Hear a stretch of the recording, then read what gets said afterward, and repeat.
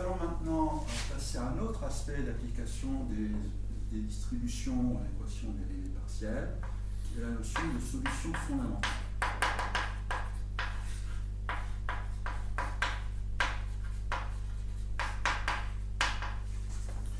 Et cette notion est utile pour des équations linéaires qui vont être de la forme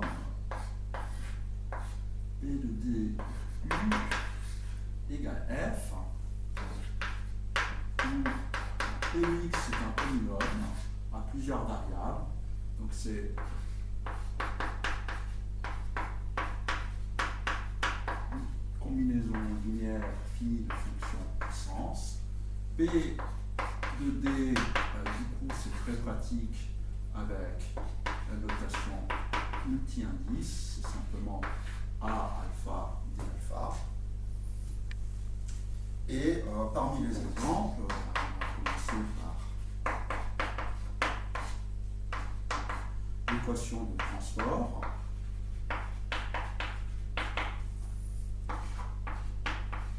dtu plus v gradient x u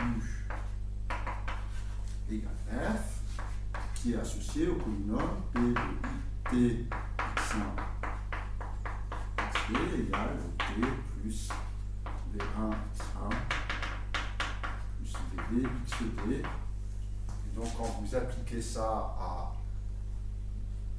ici dt, dx1, etc., vous retrouvez bien le nombre de gauche de cette équation.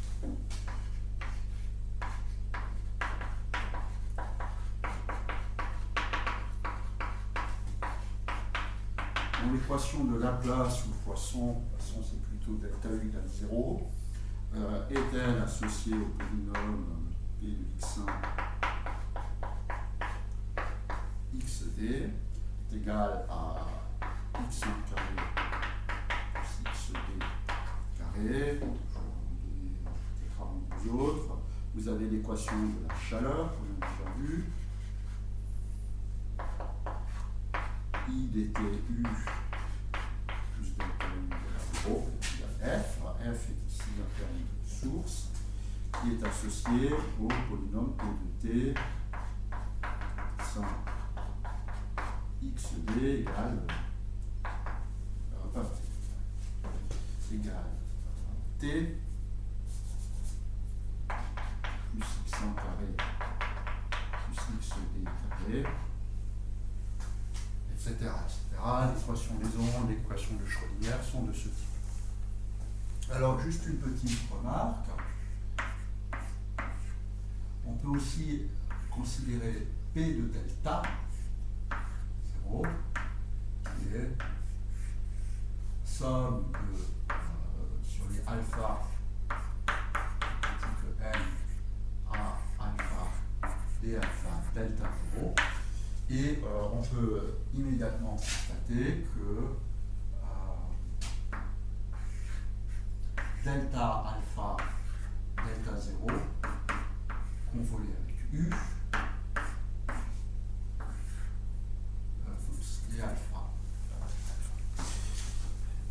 d alpha delta 0 Q avec les propriétés de la convolution, c'est d alpha delta 0 convolé avec U, et la propriété de la convolution fait que ça c'est U, donc c'est d alpha U.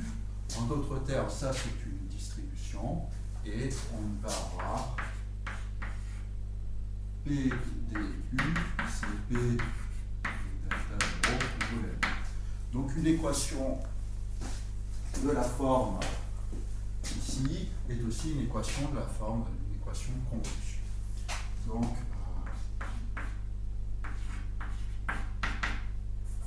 I du F, c'est la même chose que P de delta 0 plus F. Ça c'est une équation de dérivée partielle, ça c'est une équation de convolution.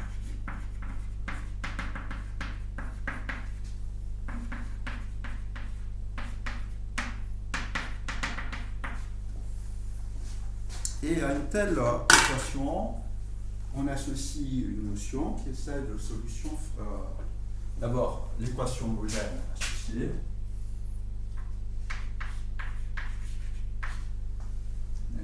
Donc, définition. On considère l'équation A convolue avec U égale F, donc une équation de cette forme-là, donc aussi de cette forme-là. L'équation homogène associée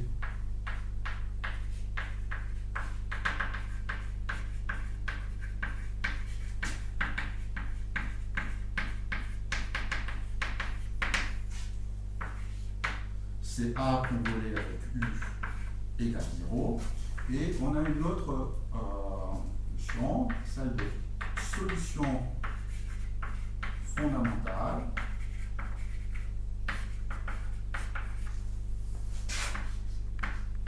E, parfois aussi appelée fonction de Green. Une solution fondamentale, c'est quelque chose qui vérifie A convolé avec E égale à delta Z. Alors, quel est l'intérêt de ces deux notions?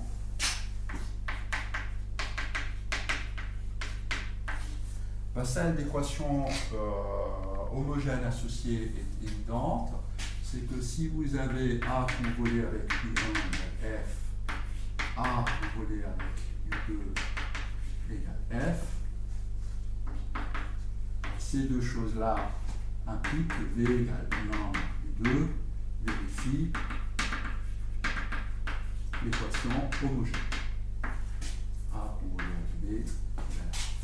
Donc, vous avez l'unicité des solutions à solution de l'équation homogène près, exactement comme pour les équations différentielles ordinaires. Donc ça, c'est l'intérêt de la première notion. Et l'intérêt de la deuxième est un peu plus subtil, c'est que si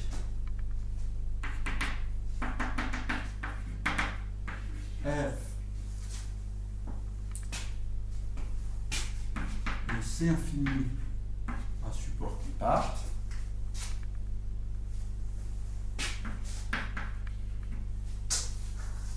alors, j'aurais dû préciser,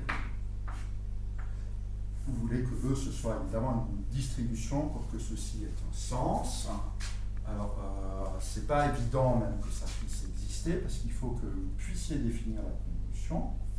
Donc, si A est de cette forme-là, il n'y a aucun problème puisque c'est une distribution. A est une distribution support compact. Donc vous pouvez la convoler avec une autre distribution. On a vu ça dans les bonnes conditions, on va dire. Et ce qu'on va voir, c'est que si F est C infini à support compact, alors qu'est-ce que vous allez avoir? E convolé avec F, pour peu que ceci ait un sens, et sans un, si F est infini à support compact, on peut toujours définir une distribution convolée avec une fonction de Bruyère. Qu'est-ce que ça vérifie? C'est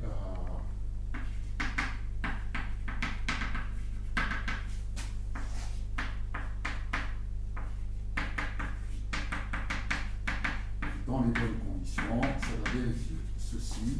A convolé avec U, c'est A convolé avec E convolé avec F, donc c'est delta 0 convolé avec F, donc c'est F. Donc U est solution.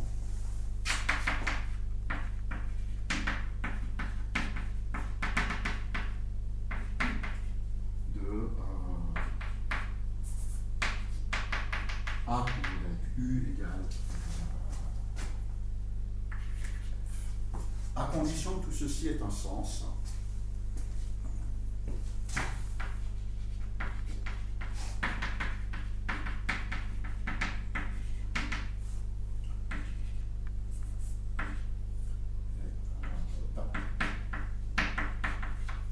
Et ça va l'être dans le cas très particulier où A égale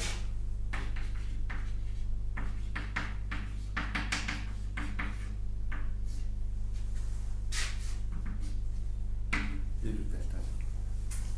parce qu'à ce moment-là, c'est une distribution, un support ponctuel, il n'y a aucun problème, vous pouvez toujours définir en convolution.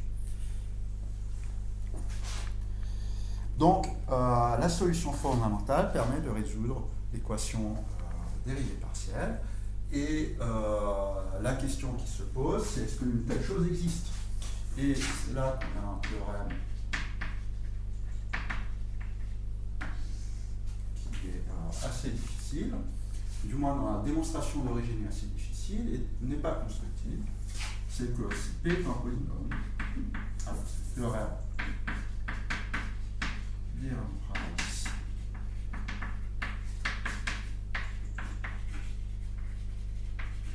Lagrange, qui nous dit que si P est un polynôme,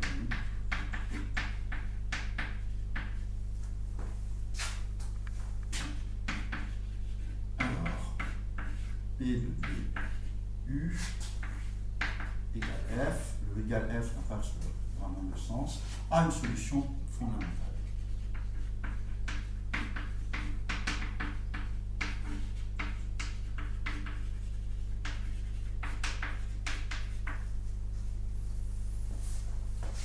Alors ça ne s'arrête pas tout à fait là.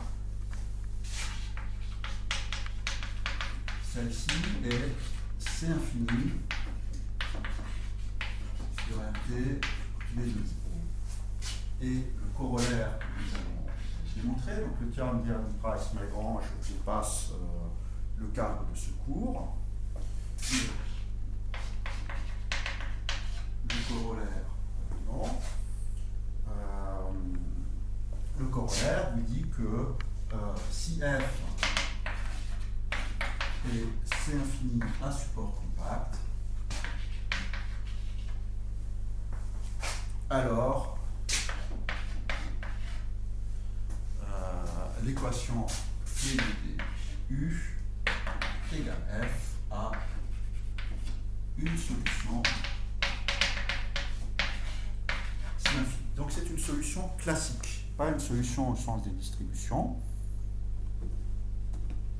C'est bien une solution classique. Et nous allons regarder ça d'un peu plus près et démontrer ce corollaire.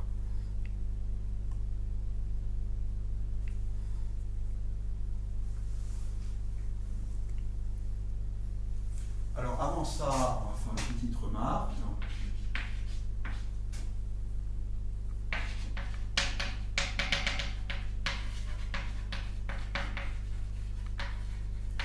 Il y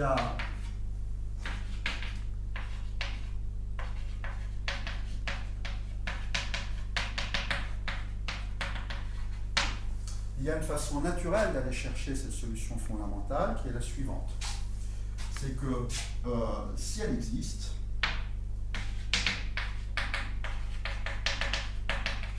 si cette solution fondamentale existe, elle vérifie donc P delta 0 convolé avec E est égal à delta 0. Et donc si vous passez par Fourier,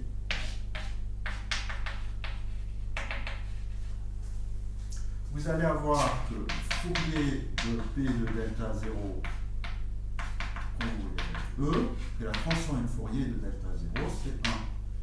Quant à ça, c'est, si tout va bien, c'est la transformée de Fourier de P de delta 0 fois la transformée de Fourier de E, et on va tout de suite voir pourquoi tout va bien. Alors tout va aller bien parce que ici c'est pas n'importe quelle distribution, là, ici c'est pas n'importe quelle distribution, c'est P de delta 0, et donc la transformée de Fourier de P de delta 0, P de delta 0, c'est tout simplement somme des A alpha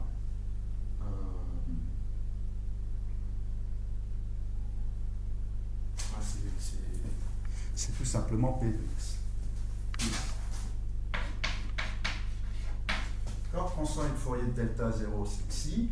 Quand vous dérivez,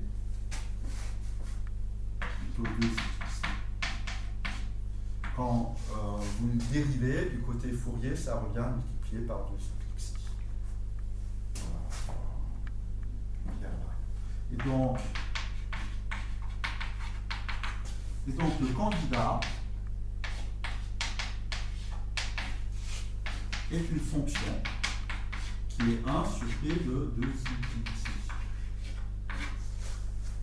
Donc une fraction rationnelle. Et donc il faut inverser ceci. Et ça, c'est pas complètement évident, ça dépend du polynôme que vous regardez. Alors, on l'a fait lorsque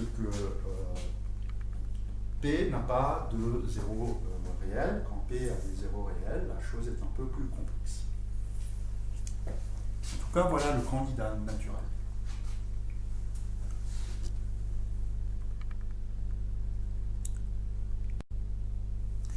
Alors, avant de démontrer ce théorème, d'abord, ce théorème le corollaire est un peu plus précis.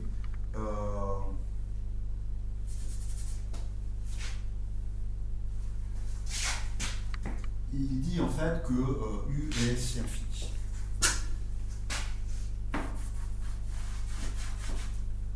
Si vous avez une P delta U égale F, ça implique que U est C infini. C'est-à-dire que toutes les solutions sont C infini, pas juste une. Une, c'est pas trop dur si vous avez des propriétés sur la solution fondamentale. Alors d'abord, on va commencer par expliciter ceci. E C infini sur RD privé de 0, qu'est-ce que ça peut bien signifier? E est une distribution. Ça signifie la chose suivante. Ça signifie que si x0 est dans RD, n'est pas 0. Et qu'est-ce qu'on va prendre? On va prendre, le dessin vaut peut-être mieux, vous avez 0, vous avez x0, vous allez prendre un premier voisinage ici, un deuxième voisinage ici, et un troisième voisinage ici. Et on va prendre une fonction qui vaut 1 ici, et 0 ici. Et c'est infini à support compact. C'est infini à support compact, tel que qui égale 1, mettons sur la boule de centre x0 et de rayon norme de x0 sur 2, ou sur 4, et qui égale 0 sur la boule de centre 0 et de rayon norme de x0 sur 2. Ces deux boules-là ne s'intersectent pas, donc il n'y a aucun problème pour obtenir une fonction qui vérifie ça. Et ce que je vous dis, c'est que je peux alors définir qui fois E. Ça, c'est une distribution que je multiplie par une fonction régulière. Et ce que j'affirme, c'est que ça, cette distribution est la distribution associée à la fonction f avec f, c'est infini à support compact. À support compact, parce qu'elle a support le même que qui. Donc, ça, c'est une partie du théorème d'Hirsch-Price-Lagrange. Nos solutions fondamentales et régulières. La deuxième chose, c'est qu'il s'agit de comprendre ça. U est dans des primes telles que P des U est égal à F. Et je vous affirme que U est une fonction C infinie. Alors qu'est-ce que ça veut dire? Ça veut dire que si qui est C infini à support compact, qui U s'écrit TG avec G une fonction C infini à support compact. Donc voilà ce que je veux démontrer. Et plus précisément, ce que je vais faire, c'est que je prends x0 dans RD et qui égale 1 au voisinage de x0. Et je vais montrer que qui U va être une fonction, une distribution associée à une fonction régulière. Donc voilà mon objectif, ce que nous allons faire dans une seconde. Alors nous allons maintenant continuer avec ceci. Et ce qu'on va, on va noter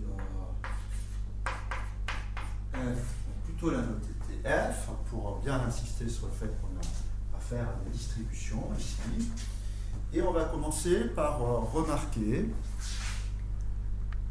une chose assez simple, c'est que, oui, puis je vais aussi continuer par dire un peu plus sur qui va être C infini un support compact, et ce qu'on va avoir, on va avoir qui égale 1 sur une boule de centre x0 et de rayon R0, et puis qui égale 0 sur RD qui est compact.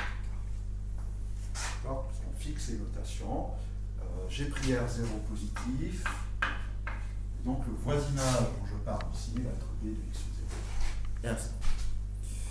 Et du coup, je peux définir qui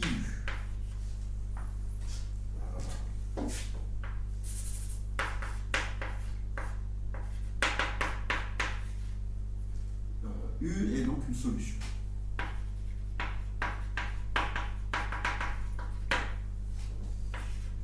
Et donc, je peux définir qui U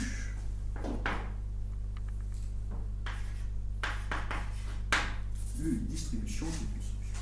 Donc, je peux définir qui U qui est une distribution multipliée par des fonctions régulières à support compact. Aucun problème pour définir. Et ça, c'est un support compact, et on va tout de suite voir l'intérêt. Puisque c'est un support compact, vous pouvez convoler, aucun problème, avec delta 0.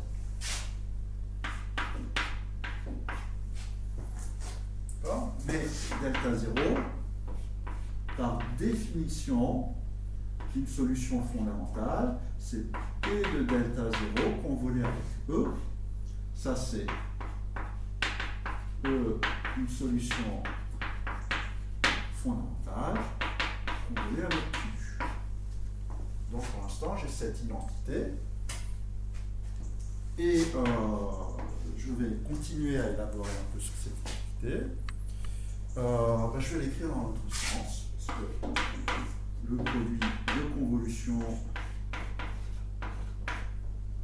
n'a pas de problème à être écrit dans l'autre sens.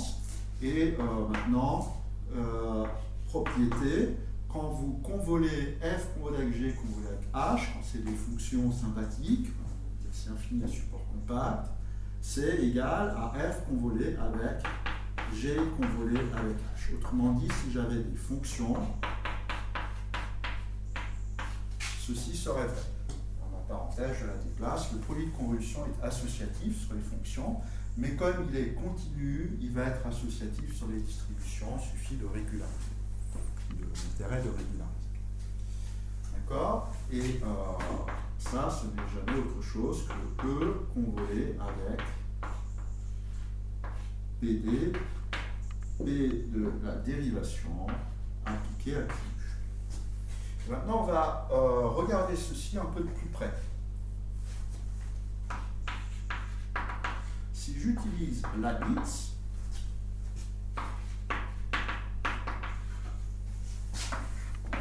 d alpha de Q, c'est somme sur le bêta plus petit alpha du coefficient binomial. Tableau d bêta qui d alpha moins bêta u. Et observons ceci d'un peu plus près.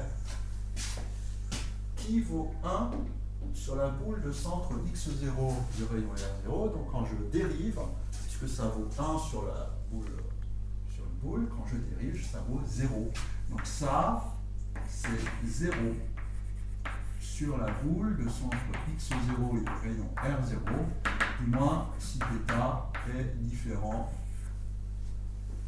de 0. Et donc je vais séparer le terme β égale 0, qui donne qui d alpha u, plus, qu'est-ce qui me reste? Il me reste une distribution R alpha que je ne vais pas détailler, hein, c'est le somme sur les bêta non nuls de ce truc-là. Et ce qui compte, c'est que ça, c'est un support.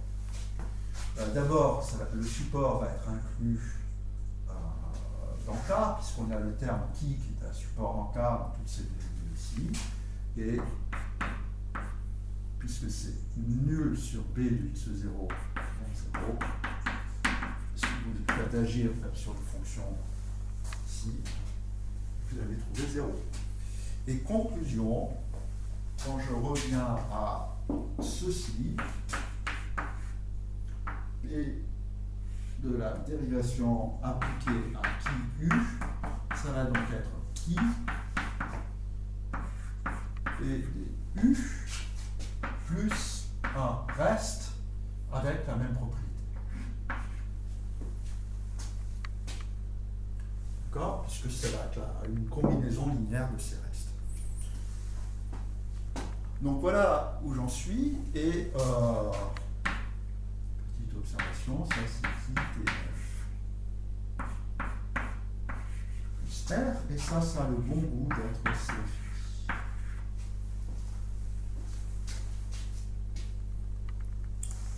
D'accord?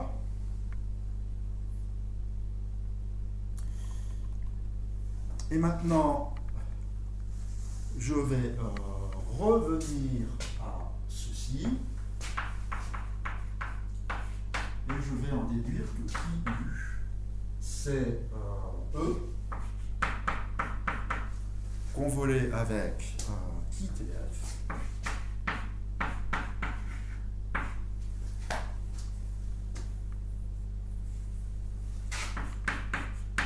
Plus E convolé avec R. Donc voilà où j'en suis. Et notez que ça, c'est E convolé avec T qui F. Hein. Quand vous multipliez une fonction régulière par une distribution associée à une fonction, bah, par définition même, ça c'est l'intégrale de qui TF appliqué à phi, c'est TF appliqué à qui phi, qui est l'intégrale de F qui phi, c'est-à-dire T qui F appliqué à phi. D'accord? Ça c'est égal à ça. Donc, j'en suis donc ici.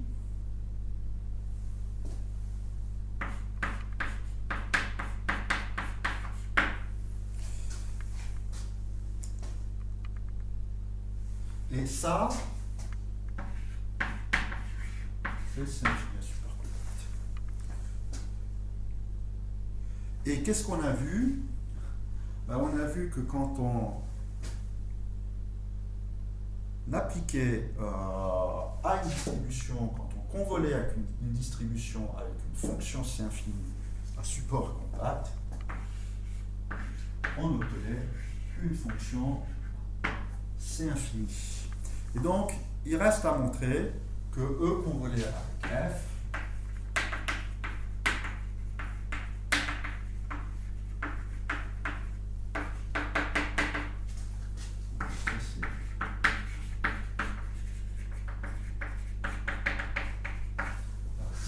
il reste donc à montrer que E convolé avec R est C infini.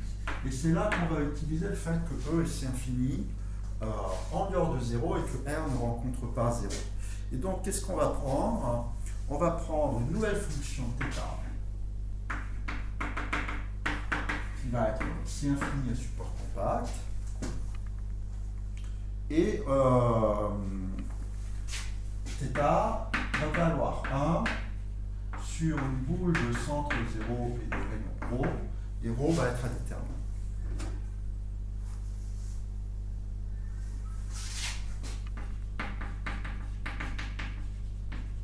On va dire un mot ça, et puis il va être assez petit, c'est tout ce qu'il faut. Et θ égale à 0 sur RD privé de la boule de centre 0 et de rayon 2. 0 au 2. Voilà pour θ. Et E convolé avec R, qu'est-ce que ça va être? Ben, ça va être θE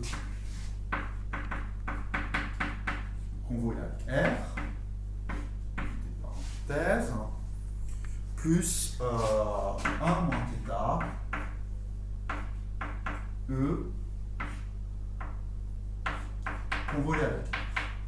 Et là, le deuxième morceau, il n'y a aucun problème, parce qu'il est C infini.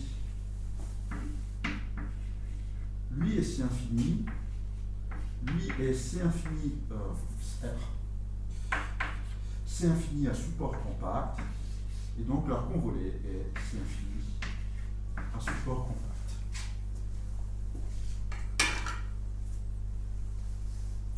Et maintenant, ce qu'on va montrer, le temps de déplacer la caméra, c'est que, effaçons le tableau, c'est que si on prend ρ assez petit par rapport à ce R0, ce truc-là va également être C infini. Il va essentiellement falloir que les supports ne se rencontrent pas trop. Alors ce qu'on va montrer est en fait un tout petit peu plus subtil. On va voir que ρ assez petit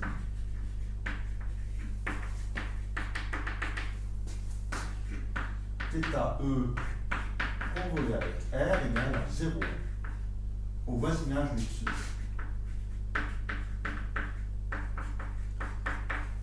Et du coup, qu'est-ce que ça va impliquer? Ça va impliquer que Q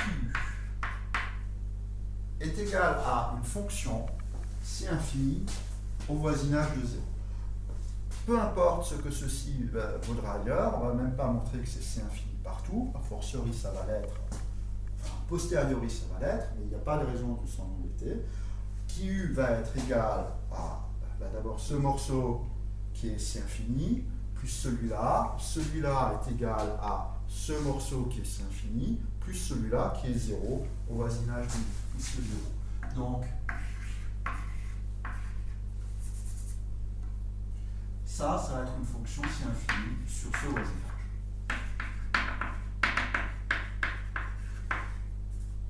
Et c'est tout ce qu'on veut montrer, parce que, quitte à encore restreindre U en multipliant par une fonction caractéristique, par une fonction régulière qui vaut 1 au voisinage de x0 et supportée dans ce voisinage, on va bien obtenir une fonction C infini.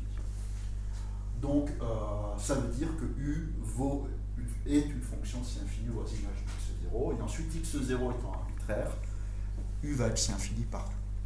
Donc, tout ce qu'il nous reste à faire, c'est ça. Mais qu'est-ce qu'on a là? Là, on a une fonction qui est le support de θe est inclus dans la boule de centre 0 et de rayon 2 ρ. D'accord? Le support de R, il est inclus dans un compact A, K, peu importe ce qui vaut,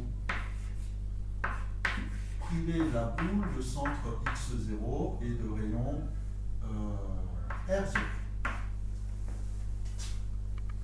Et maintenant, si je prends 2 ρ strictement plus petit que R0 sur 2, si je prends x là-dedans et y là-dedans,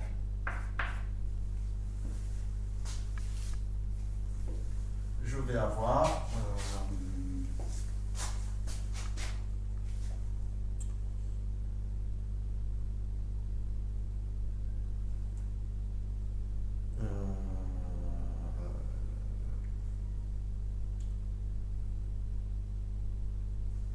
qu'est-ce que je veux plus précisément? Soyons tout ça. Qu'est-ce qu'on a comme propriété sur le support? Le support de θe convolé avec R est inclus dans le support de θe plus support de R. Lui est inclus dans la boule de centre 0 et de rayon de R. Et lui est inclus dans RD privé de la boule de centre x0 et de rayon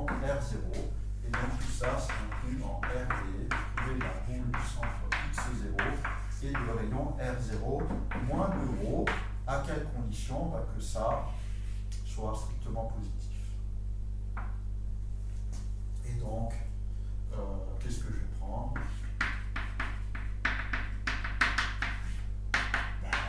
R0 sur 4. Auquel cas, ça c'est R0. Et donc, vous voyez exactement ce que je voulais. Le support de ceci n'intersecte pas la boule de centre x0 et de rayon R0 sur 2, c'est-à-dire que θ2 convolé R égale 0.